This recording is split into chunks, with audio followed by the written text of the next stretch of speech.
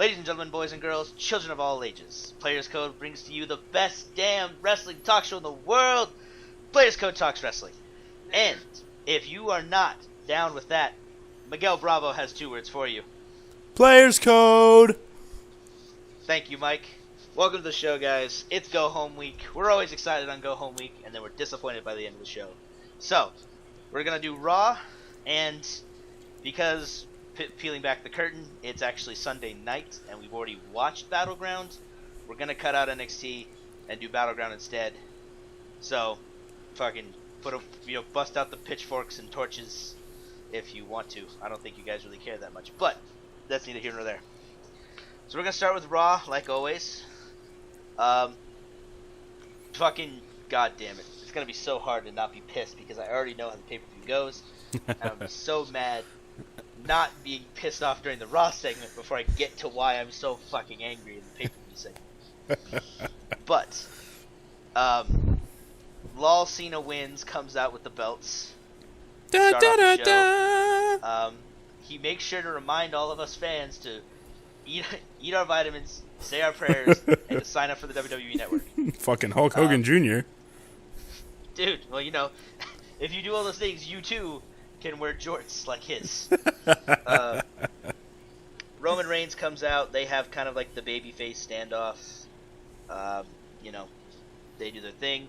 Ambrose appears on the big screen, talking down to the Authority. And then Orton, Rollins, and Kane come out to the ring. They kind of end up like jumping Dean backstage. He tries to fight him off, but they end up beating the shit out of him anyway. So that was kind of the first segment. Kind of weird start to the show. It felt kind of out of place. So up next you've got Miz versus Sheamus. Miz announcing that he's going to be in the Battleground Battle Royal, and then apparently that his mug will be shown on the big screen throughout the match with Sheamus. Fuck off. Kyle's in the background in case you guys can hear him. He's actually on some of the show now, so it's exciting. We're excited to have everybody on the channel. It's debatable. Yay, fanfare. Yay, I'm participating. Happy festival fireworks. Pew pew. Yeah, so they're doing the whole dashing Cody Rhodes thing with the Miz, where it's like he's very protective of his face. He doesn't want people to hit him in the face. Blah, bullshit. I hate the Miz. Bullshit. So the match starts. Miz basically chicken shit heals his way out of getting punched. Basically, the match ends. Sheamus goes for the brogue, and Miz sidesteps it, and rolls up Sheamus for the win. So Sheamus, once again, I gotta start counting how many weeks it's been since Sheamus has been hit with somebody else's finishing move and been pinned in the middle of the ring. Not by roll up, not by, surprise, super magic surprise pin. I'm talking like clean loss. I don't think it's happened in like months. I expect it from Super Cena, but from Sheamus, come on, man, you're better than that. So both of those guys will be in the Battle Royale, which doesn't make any fucking sense to me that Sheamus continues to get put in these things. He was in the World Heavyweight Championship ladder match at Money in the Bank. He was in the Intercontinental Battle Royale at Battleground. The dude already has a title. What the fuck are we doing let him fight somebody for his title? Why the fuck are we trying to give him more titles? God damn. It's the rage. It's building, Mike. It's building. I can feel it. It's coming. I'm gonna explode. Up next. Mike, we're starting early tonight. We're starting early. Because Fandango's up next, Mike. Oh, God. Fucking Fandango. He's fighting Dolph Ziggler. Yeah. Taking on Dolph. Yeah. Goddamn. So apparently, they having their match. They're going back and forth, and apparently Summer Rae and Layla come out and dance on the announce table, which costs Fandango the match. Oh man! As Ziggler comes in and hits him with the Famouser, and then both women danced around Ziggler as Fandango jealously watched on. So basically, they all went back and had a threesome while Fandangoed himself, probably. Good for Dolph Ziggler. I'm glad he got to bang both of them, hopefully. I fucking hate Fandango. I fucking hate this entire, like, little storyline they have going. I hate it too, and I know what I said. I wanted more stories. I wanted the matches to have meaning, but I wanted them to have more meaning than the fucking Total Diva storylines, and it fucking drives me crazy. You guys will understand why I'm pissed off later. You won't like Caleb when he's angry. I turn green and... Son of a bitch. Fucking he starts wearing purple shorts. The shit that's pissing me off just keeps coming. Because we have Damien Sandow dressed up like a Sonic employee. And what? Adam Rose comes up and they do a Sonic...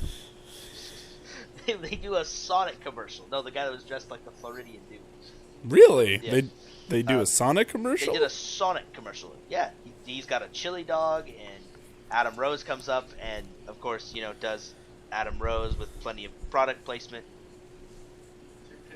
Oh, they are so broke. I'm pissed because these are... God damn it. You don't even know why I'm pissed. I can't even tell you why I'm pissed. Why, Mike?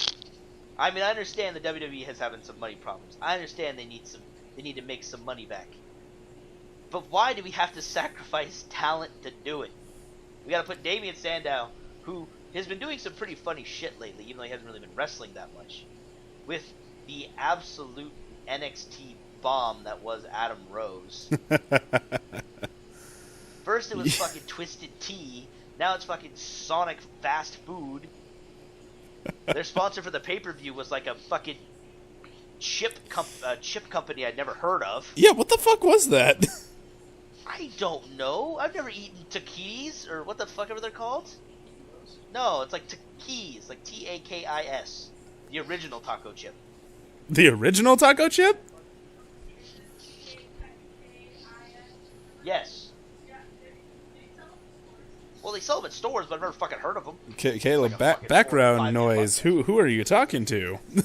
Sorry, you guys know, I don't think you can hear, but Kelly, my lady friend and also players couple partner, is adding to the conversation. So we have like 4 people. If people want to add to the conversation and be a part of this, I am more than happy for them to get a microphone. Same. We just need, if they want to add to the conversation, just come speak into the microphone. Yeah, Kyle's lazy. So fucking, I hate this shit. They could do product placements without being that fucking obvious about it. So the Usos come out from backstage. They're doing their Uso shout shit, and then the Uso Wyatts catch up crazy. with them and beat the fuck you, Mike. Okay, I'm okay. I'm all right. I'm not angry. Okay. So, Luke Harper and Eric Rowan come out. They kick the shit out of the Usos. They basically just beat the shit out of them. And the Wyatt family stands tall. They're gonna have a tag match at Battleground. Actually, a 2 out of 3 falls match, which I did not know going into the pay-per-view that tag match was 2 out of 3 falls. So, kind of a nice little stipulation. I like 2 out of 3 falls matches. They add a little something extra. It just seems like guys work a little harder. So your basic ambush segment before on the go home. So the Usos got the shit kicked out of them. And yeah, we'll cover like what we think of the present situation of stuff after the pay-per-view, because we're just moving right along. I just want to skip ahead really quick to the pay-per-view match that they had. I enjoyed it. It was a good match. It was a good match. It was a fantastic... It was not fantastic. It was a very, very good match. Like I said, I really enjoyed 2 out of 3 falls. It gave the match a lot more tension. I was unsure of who was going to walk out the tag team champions. So yeah, no, I really enjoyed the match. And we'll get to it a little bit more when we get there. But USA-Russia debate, basically Zeb Coulter and with Jack Swagger debate with Lana and Rusev, complete with podiums and Maggle Cole as the moderator. Lana responds to Coulter's challenge at Battleground by speaking Russian and calling everyone stupid. That's a good way to do it. You're stupid. You're stupid. She demands that Zeb Coulter admit that the USA makes mistakes. Coulter refuses. USA. Boo. Basically, this is them confirming that Swagger and Rusev are going to have a match at Battleground. Swagger catches Rusev's kick and puts him in the ankle lock. So that's kind of nice. At least they're making Swagger look dangerous. And that's the thing. I like Mike. I know you don't like Jack Swagger, and I'm not the biggest fan of Swagger, but I enjoy that people care that he's turned face. Yeah. You know. Yeah. I mean, it's nice that the fans care, because the fans could just shit all over this segment. Oh yeah. Not give a fuck. So it's nice that they're interested. So, moving on. We went along. Went the wrong way. RVD versus Alberto Del Rio. Basically kind of a back and forth. I really hate that JBL never shuts up about Del Rio, calling him Mexico's greatest export every fucking chance he gets. I enjoy Del Rio. I think I've talked about it before. I think the guy can wrestle really well. Basically it ends. Del Rio slaps on the cross arm breaker for the win. He pulled that trick again with the apron, where he like caught RVD in the apron. It seems to kind of becoming his thing, and right. I like that. It's innovative. It's new. It's something I haven't seen in a while, if not at all. Short match, but RVD, he's putting guys over, which is exactly what you do at a guy his age. But you also need to win, because once everybody beats him, a win against him doesn't mean shit. Yeah. So, and they, and somebody put it best on our squared circle, where they said guys used to have kind of a pattern.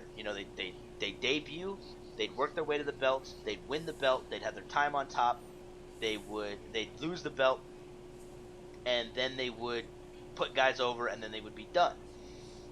And that was kind of the genesis of a lot of guys' careers. Where with Del Rio, it was he debuts, he wins the belt, he loses a fuck ton. He wins the belt, he loses a fuck ton. He wins the belt, he loses a fuck ton.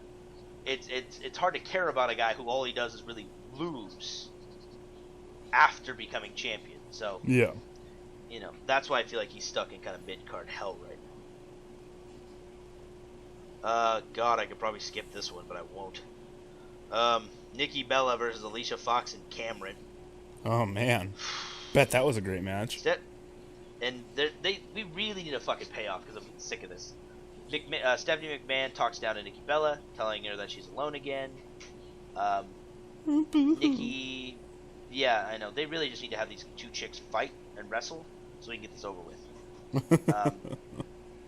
Basically, Fox and Cameron obviously win by pinfall, because it's fucking a 2-on-1 handicap match. So yeah, that's the Diva segment, which, I mean, they look, Alicia Fox and Nikki have always looked good in the ring. Nikki looked good tonight. Alicia Fox is always decent, although I hate the fact that she does that fucking tilt-a-whirl backbreaker over and over again. It drives me crazy. I'm happy that the Divas are getting a little more time. They're getting a little bit more time, which is, it's good, but they need to do something with this fucking Stephanie Brie or Stephanie Nikki feud, because it's just kind of stagnant at this point. It's Stephanie bitches at the Bellas, Bella go gets her ass kicked. It's really stagnant right now. So just move forward, do something if you're gonna keep the fucking thing going. Cesaro versus Big E. Cesaro enters the ring without Paul Heyman. Oh, that makes a lot more sense. Interesting. Cesaro smashes his opponent on the barricade. Goes to tag him with hard strikes. Power bombs Big E, and Big E hits the big ending when Cesaro tried to hit him with a chair, and wins the match. Why no Heyman? So, anybody, no Heyman, and that's obvious as to why there's no Heyman, because we all are pretty about 99% sure that Brock Lesnar's coming back. Yep. Either tomorrow on Raw, or sometime in the next couple weeks. Probably sooner rather than later. But yeah, that's probably why Heyman wasn't around come Raw or at the pay-per-view. Because when Cesaro came out, there was no Paul Heyman. There was no Paul Heyman, you are correct. So, that's goddamn, that's a pretty big tease there. Chris Jericho comes out and does some promo work with Bray Wyatt. He promises to get crazy at Battleground with all the fans behind him, basically working at being the face that John Cena just can't fucking be. Wyatt appears on the big screen and talks about, basically does a Bray Wyatt promo. Luke, Harper, and Rowan are in the ring when the lights come up after they go out. Jericho slips out of their grasps, but Wyatt meets him at the top of the rope and grabs him with a forearm shot and then hits Sister Abigail on the steel. So, Jericho's kind of gotten his ass kicked the entire program so far. So, I was gotta make that Wyatt look good. Then we get to the pay-per-view and we'll figure some shit out. But I assume they're gonna push this to SummerSlam. I would think so, but I don't know. Moving on, you got 8. Holy shit, 2 Divas matches. What the fuck? I've got AJ Lee versus Eva Marie. AJ Lee, fantastic, amazing super hot. Woman, super hot. Paige sat in on commentary because AJ and Paige are like BFFs now. Not the BFFs from NXT, Mike. You mean the sassy bitches? just BFFs. Basically, AJ wins with the submission, and then she sits cross-legged on the announce table chatting with Paige. Yeah, I'm not sure what they're doing there. I'm still waiting for the heel turn on Paige's part. Yeah? But it hasn't happened yet. So my guess is it's coming up quick. I would think so. I'd imagine. But the problem is, though, I'm hoping they just don't let it get stagnant. Yeah. Suck, because everything's getting stagnant right now. Great Khali versus Bo Dallas. Mike, it's time to believe. I don't want to believe. It's time. You're gonna believe, Mike. You're gonna believe and you're gonna like it. Oh, go Bo yourself. Oh, wow. Bo is talking about his win over El Torito. He issues an open challenge, and down comes the Great Khali, who's just, it's so hard to watch this guy in the ring. It's so hard to watch him walk to the ring. It's hard to watch him in the ring. He just looks like he just doesn't know what to do with his body, you know? Yeah. I mean, all the guy can really do now is chop people. I mean, he really can't do much else. Yeah. Like, I'm not even, and that's the thing, it's like, it's kind of funny, but at the same time, it's not a joke. Yeah. Like, he really can only just chop people. He can't really take bumps. He can't really, stuff like that. I mean, he does take one, but... Just have the guy retire. No shit. He chops Bo to the mat, and then he fucking reddens Dallas's chest with some chops. Bo goes after the knees, hits a running Bo dog on the outside, and then rolls inside, and the referee counts 10. He tries to console Khali, but Khali gives him another chop to the head. So Bo continues to be undefeated in singles competitions and wins by countout. What does that make him? It makes him 13-0, Mike. Unless I missed the match on SmackDown or something. But Mike, all your boos and all of your hatred towards Bo Dallas, it's not okay. You need to believe, my friend. Never! Anyway, moving on to the next segment. Never! So basically, what was scheduled to be a 6-man tag, which we have been having way too fucking many 6-man tag matches, because of what Rollins, Kane, and Orton did at the beginning of the night, basically knocking out Ambrose, it became a 3-on-2 handicap match. Orton, Rollins, and Kane versus Cena and Roman Reigns. Flair told the fans that he had a ton of fun in Richmond. Woo! He struts around the ring. Yeah, woo! He strutted in the ring around Renee Young. Young asked him who he thought was going to win at Battleground. He said Cena's going to win. Of course he did. Saying, yeah, I mean, fucking, it's like he read the script or something. Reigns shuffles through the crowd to greet Flair. They shake hands. Flair takes off. Cena and Rollins start out basically tagging. Reigns tags himself in. Cena doesn't trust Reigns, of course. Why would he? Basically, basically they do the kind of the same thing with Roman Reigns in a tag match. He gets the hot tag and just punches the shit out of people. He had Orton lined up for the spear, but Kane attacked him. He and Orton refused to listen to the referee, so they get disqualified. So Cena and Reigns win. Post-match chaos, Reigns accidentally... I know, it's weird. Reigns accidentally spears Cena, and Orton RKO's Kane. So there's a lot of tension going into Battleground, Mike. So much tension. Oh, so much tension, because the faces don't trust each other, the heels don't trust each other. You know, there's just a lot of mistrust, Mike. A lot of mistrust. So and many obstacles that Cena just had to overcome. You know, and yeah, that's the thing. You know, there's just I don't know if Cena's gonna win at Battleground, Mike, because the odds are so far stacked against him. Oh yeah. That I don't think he can overcome them. I don't think he can do it. It's possible. I don't think he can do it. You know, I mean, I know in the past he's overcome insurmountable odds, but I think these odds are just too insurmountable for John Cena. Oh yeah. Have we beat you over the head with it enough, fans? Have we? Have we? Caleb, I don't think we have.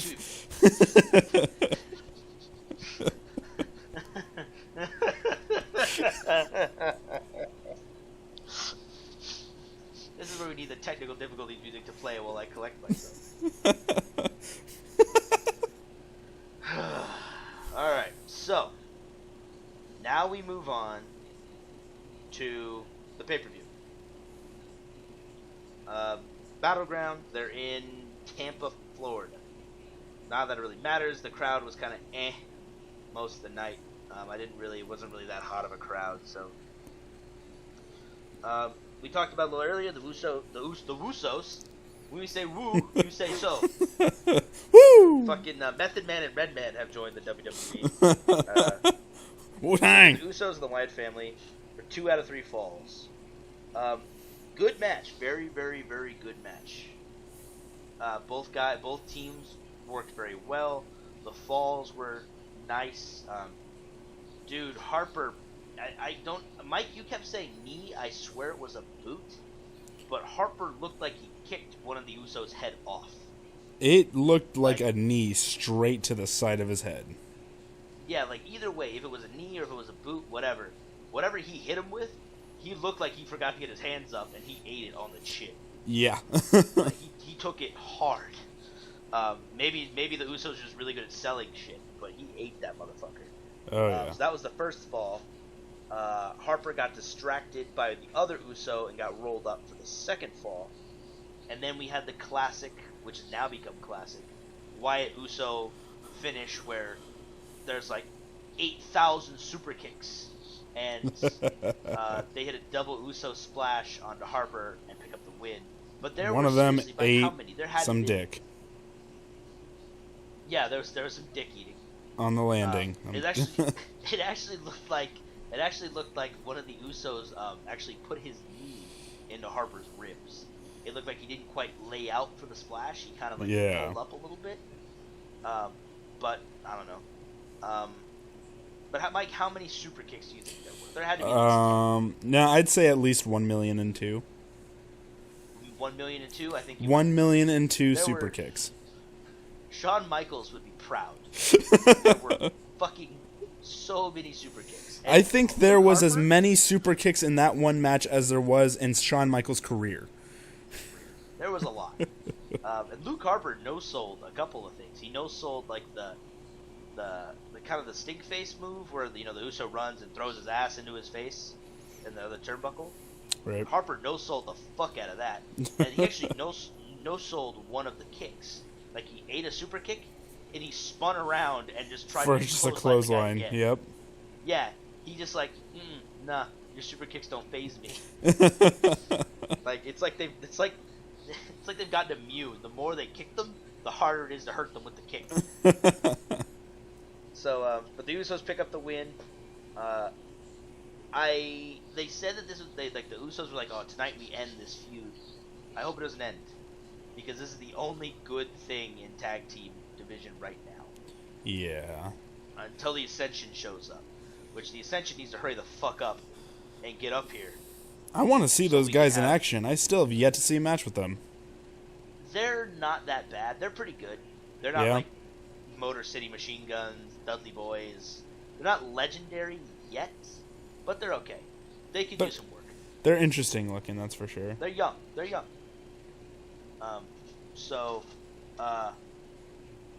Yeah. Balls. What was I saying? But yeah, so I hope the Ascension hurries the fuck up and gets here. So Mike, how excited were you to see Dean Ambrose versus Seth Rollins? Dean Ambrose versus Seth. That's the whole reason why I watched Battlegrounds. I know, same here. That is the whole sole reason that we turned in to see this pay-per-view. Yeah. So that match is supposed to be up next. Right. Now, before the match, Seth Rollins is cutting a promo. Then, like an RKO, Dean comes out of nowhere and beats the shit out of him. So then there's security pulling Ambrose off of him. Triple H shows up and says, "Get him out of my building. You throw him out of the arena. He's not allowed back." So the match that they're supposed to have next, they just threw out one half of the competitors. Yeah. So yeah, that's how I assume they're gonna move that match to SummerSlam. We didn't get to have the match, so let's have it at SummerSlam. It's like, that was the stupidest fucking thing I've ever seen. Welcome to the SummerSlam. To the Space Jam? Yeah, Kyle started singing Space Jam. So. But fuck, dude, that was dumb. I'm just sitting here going, but they're supposed to have a match. What the fuck just happened? So instead, we get Paige versus AJ Lee for the Divas title. First time these two have actually wrestled a match longer than like 2 minutes. And I enjoyed every second of it. Mike, try not to sound so creepy when you say that. Easy there, My bad. Jerry Lawler. Relax. Calm down. Fucking CM Punk chants, man. Mike, I know you're going to defend him, but just because AJ... They were just chanting out that CM Punk is tapping that booty. Yes, whatever. Just because AJ's married to Punk doesn't mean we need fucking CM Punk chants every goddamn time she comes to the ring. She is her own wrestler. She's her own personality. CM Punk. AJ Lee who? Mute your audio. Mute your audio.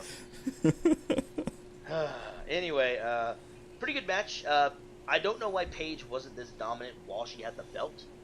Because she fucking kicked AJ's ass up and down the ring for pretty much the entire match. So I don't know why she didn't do that when she was champion. People would have been way more interested in her as champion if she would have done that. AJ locks in the Black Widow. Paige is able to escape and hits the Page Turner, but AJ kicks out because it's a fucking pay-per-view. Of course she's going to kick out. AJ counters the PTO, the Page tap out, which is actually the inverted Scorpion crosslock, and hits the Shining Wizard for the win. Now, when AJ counters the Scorpion crosslock, she kind of rolls Paige up into a pin, but the problem is, like, Paige, instead of going on her back, she kind of went on her side, so the ref couldn't count. So I was almost wondering if they botched the ending, and then AJ on the fly kind of called for a Shining Wizard. Which, if that was the case, way to save it with like seconds to think about it.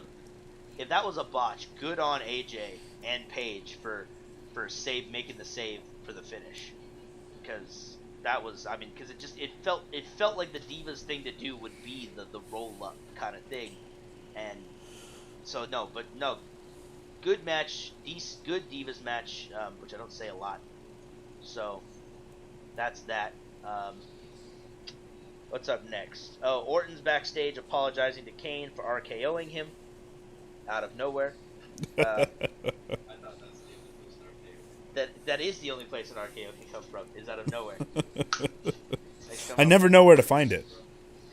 Yeah, I know, dude. It's like I'm always looking for an RKO, and then it just comes out of nowhere. But so there's obviously they're building more tension to the heels being heel. They're not liking each other, not trusting each other. So up next we get Rusev and Swagger. Finally, nice to see Rusev not squash someone. Jack Swagger dominated, I'd say, 80% of this match. And I was very happy about that because I've been bored with Rusev. You know, I understand when you've got a monster heel or you want to keep a guy hot, you got to feed him. But it just hasn't been interesting to me. You got to feed him people unless your name's Ryback. Right. Well, the thing is, with Rusev, it's his gimmick. It works. It creates heat. It gets people's attention. Do you realize Ryback's gimmick was feed me more? Yes, I know what his gimmick was. Mike, we're not talking about not Rock, okay? Rusev and Swagger. No, he's a member of Team Rocket. A lot of these... Right, sorry, the member of Team Rocket. No, for all the stupid jokes, we'll explain real quick. Kyle came in at about the time of the Battle Royale and was doing commentary the whole fucking time. And I really wish I would have recorded it, and it was hysterical because he was nicknaming people, and it was fucking one of the funniest things I'd heard in a while. Kyle, by the way, not a fan of wrestling. Yeah, Kyle, not a pro wrestling fan at all. So, just roll with our dumbass jokes. So not a good match. Swagger was in control. They had a nice finish to keep the feud going and to keep both sides strong. It was a Rusev won by countout. Swagger had him in the Patriot Lock for a while. Rusev rolled out of the ring. He went to go put the Patriot Lock back on Rusev. He chop blocked him. Some Swagger ended up going face first into the ring post, and Rusev rolled back into the ring at the count of 9 and got the count out. So it was a good finish for that situation. Then you get the Dust Brothers being fucking weird backstage, basically saying that, hey, we're not actually wrestling tonight. We're going to watch everybody wrestle, but soon, we're going to wrestle. And they haven't wrestled in like 2 or 3 weeks. It's been kind of weird. They've been doing like these 30-second backstage promos, but they haven't actually wrestled in a while. I'm kind of curious as to why. I don't know if it's because there's nothing for them to do. Not like that ever stops creative anyway. But yeah, it's kind of weird. So they're being fucking weird, reminding us that they actually exist. Seth Rollins comes out and basically says, Dean Ambrose has forfeited my match, so you need to ring the bell, raise my hand in victory, blah, blah, blah. And of course, Ambrose, coming from right next to the RKO, comes out of nowhere and attacks Seth Rollins again. And he's taken out by security again. This time carried out with like dudes holding his arms and legs, like he is physically carried out of the building. He's not even escorted. So that was pretty great. Triple H and Rollins gotta have a moment where like Triple H holds up Rollins' hands and Rollins is like, I'm the best, or I'm the winner. And it just reminds me of Daddy says I'm the best.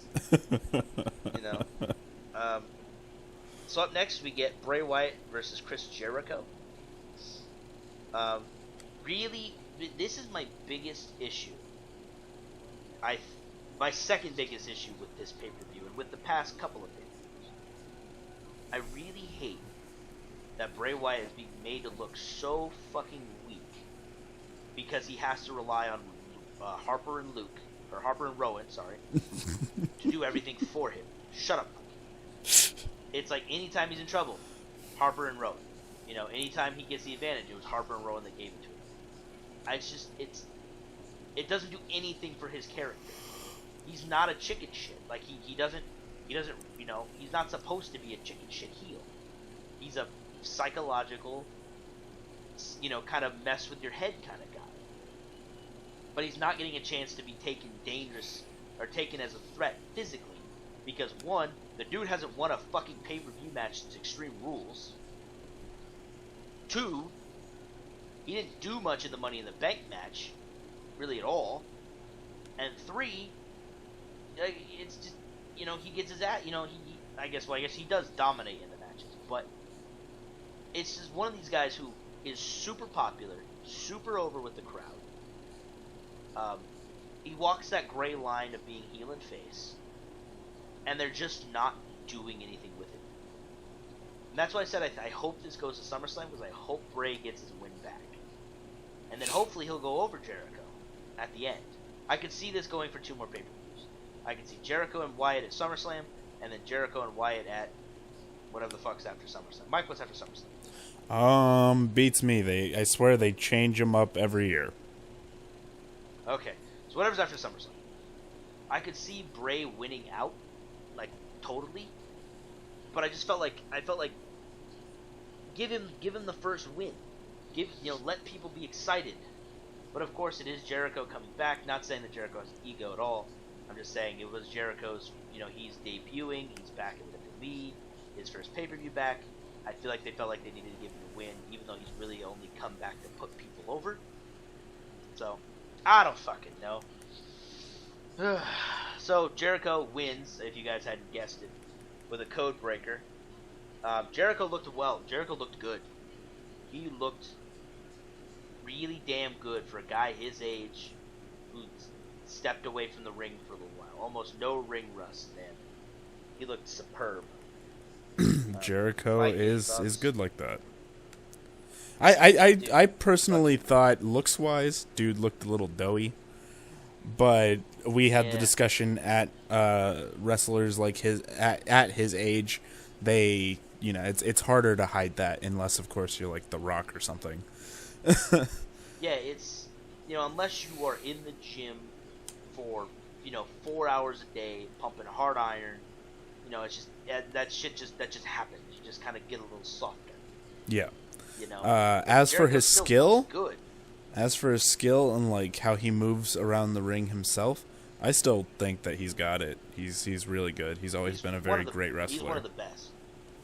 Yeah, he's always been one of the best technical wrestlers. From ECW to WCW to WWE, he's always been solidly a very solid performer. And I always love watching Chris Jericho matches. So,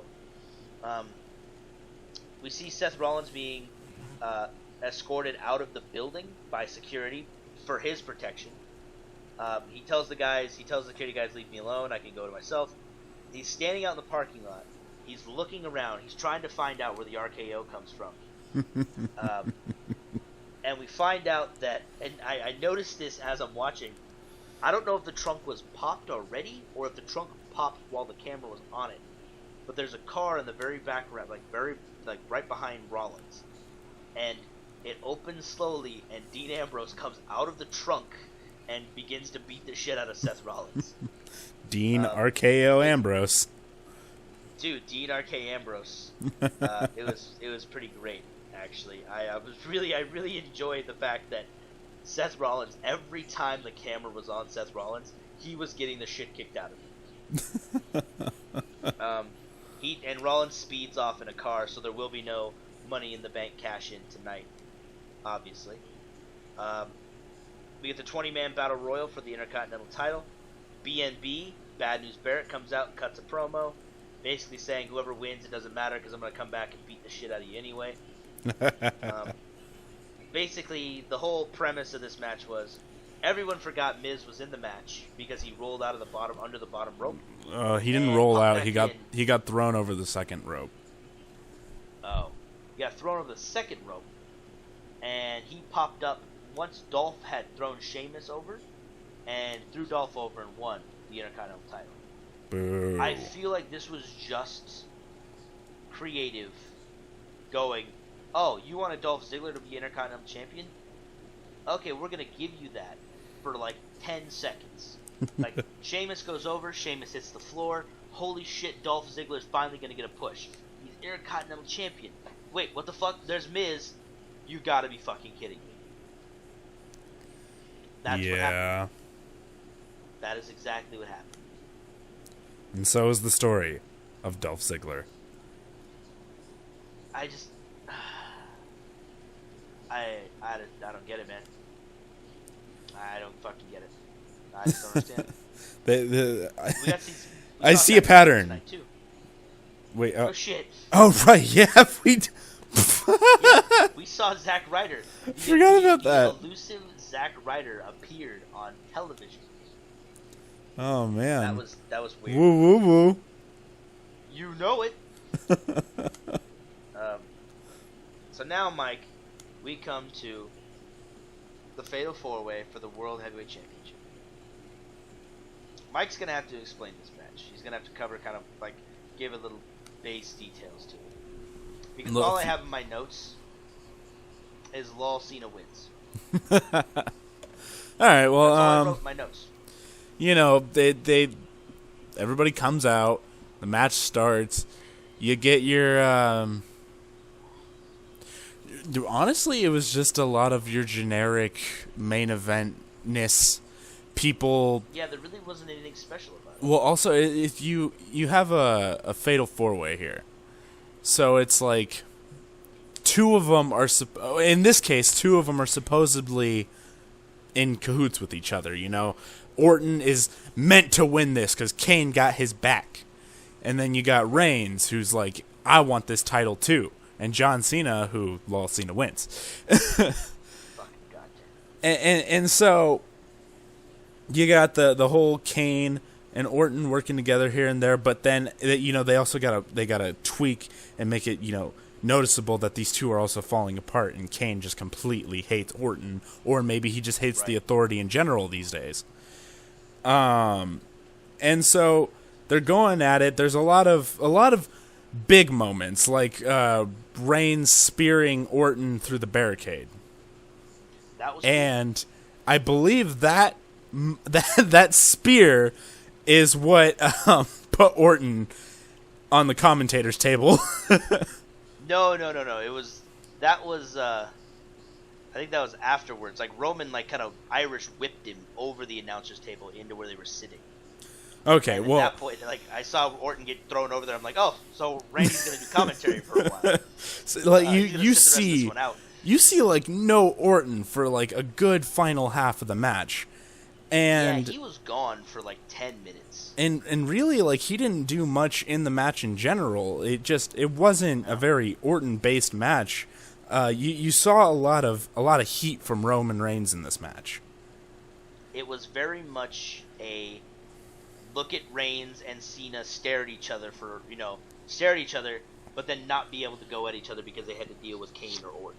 Yeah, and then they finally did get to go at each other, and that seemed very much the basis of this match. Yeah, no, you got a lot of the 5 moves of death. You got, you know, your super punch from Reigns here and there. Reigns hit 3 of those fucking drop kicks. Yeah, no. There was the point in the match when he started parading around, just fucking boot to the head to everybody who he could get his boot to the head on. I think you gotta give Cena credit. At least he's got 5 moves of doom. Reigns has like 3. He's getting there. He's getting there. Punch, the drop kick, and then the spear. Yeah, no, he did have his fucking huge ass power bomb, the 3-man power bomb that was taken away when the Shield dispersed. Yeah. Oh, but he also does a Samoan drop too, which is just a signature move of every Samoan ever. Yep, fucking thrown up on the shoulders, Samoan drop out of nowhere, almost as effective as the RKO. But the Samoan drop does not come out of nowhere nearly as well as the RKO. You got your choke slams from Kane. You got your fucking attitude adjustments from Cena. You got the fucking drop kicks and the spears. And then, of course, it wouldn't be a main event with Randy Orton without his RKO out of nowhere, which led to the ending of the match. Yeah, which was the finish. Because what was trying to remember the finish? Reigns hits a spear on Kane. Kane was on the ground. RKO out of Orton breaks it nowhere. up, hits the RKO out of nowhere on Reigns. Then Cena attitude adjustments Orton onto Kane, and then pins Kane for the win. Yeah. So that's how the finish went down. And I was so fucking angry. And the sad part is, I knew it was coming. I knew because the fucking poster had leaked. Everybody knows Brock Lesnar's coming back. It's like, I knew that John Cena was walking out of Battleground World Heavyweight Champion. But I didn't want to believe it. I wanted Vince or Triple H, somebody to go, you know what? Let's fuck with people. Let's throw people. Let's swerve. Somebody give me Vince Russo and have him write me up a swerve. Like, I expected Brock to come out. I expected Brock to, cost somebody the match. I thought maybe they put the belts on Kane because, I thought maybe they'll put them on Roman, even though I think it's too early for that. But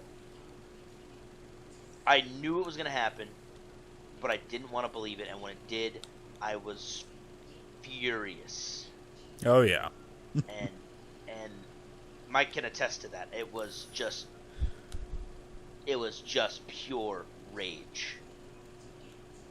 And god damn it, I'm still angry. We're just tired of it. We are tired of John Cena holding on to the belt every chance that he gets. It leaves a horrible taste in my mouth that John Cena, before he's done, will have held the championship more times than Ric Flair has been champion. Oh yeah. Well, it's 16 times already now, isn't it? He's 15 right now. Right, 15. My bad. So he has to lose it and get it back to tie Flair. But, and we shit on Cena constantly, and I understand that. I understand why his character will never change until his audience grows up, until he stops being the fucking god of these 8-9-year-old kids. That's the thing. It's because he is the Hulk Hogan of our generation. Yep. Hulk Hogan held the fucking belt for 3 goddamn years. Actually, I think longer. He's the Hulk Hogan of our generation, and it's the wholesome, never give up, always overcomes the odds no matter what happens, and it just doesn't appeal to me. Well, not only does it not appeal, but it crushes opportunities for a lot of superstars coming up and trying to make it big in the WWE. It shortens a lot of opportunities, really just shuts the door in general for anybody who is coming up who is very loved and maybe wants to have the title, and they just can't get it because Cena will always have it. Yeah, I mean, I'm never will I ever say that John Cena did not earn where he's at. The man works 300, probably more than 300 days a year on the road. He came back from an injury in 2 months that he was supposed to be out for 12. I mean, John Cena has earned his spot where he's at. The most shocking part is that he started off a heel. Yeah, he was a heel, and that character was great. And it's not that I just like heels. Well, it was interesting. Yeah. It's not that I'm just like, oh, fucking Caleb only marks for heels. No, I don't only mark for heels. I love, I like Roman Reigns, and he's a fucking babyface. I was gonna say Dean Ambrose, but he's kind of walks the line. He's your Randy Orton of the faces. Right. I like characters that evolve, that change, that adapt. John Cena has never had to do that because he's always been in that spot of, well, John Cena's character sells t-shirts and is he's a good role model for kids, so he's never had to adapt.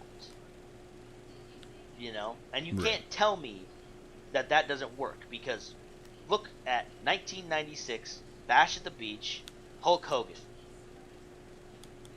turning on everything, turning on the red and the yellow, turning on every single thing that he had ever talked about to his fans, and becoming part of the NWO. That turned the wrestling world on its fucking ear, man. Oh, yeah. And it just... I feel like shit like that's just forgotten. Well, it's not forgotten, though. And what cracks me up about the WWE in general is every chance they get, they love to praise their history. And they love to make references back to the people who did all these great things and what revolutionized the company and what made wrestling what it is today. But they never seem to go back to it. Yeah.